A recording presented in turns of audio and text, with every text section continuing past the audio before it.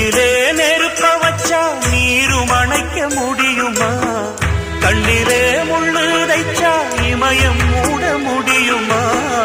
பாரத கதையில் கூட பழியில் முடிஞ்ச காவியந்தான். இருப்பதும் இறப்பதும் அந்த இயற்கையோட கையில, இருப்பதும் இறப்பதும் அந்த இயற்கையோட கையில. நான் மறைஞ்ச பின்னும் நிலைப்பது என் உயிர் எழுதும் கதையில. சந்திரனே சூரியனே நட்சத்திர நாயகனே, சந்திரனே சூரியனே நட்சத்திர நாயகனே.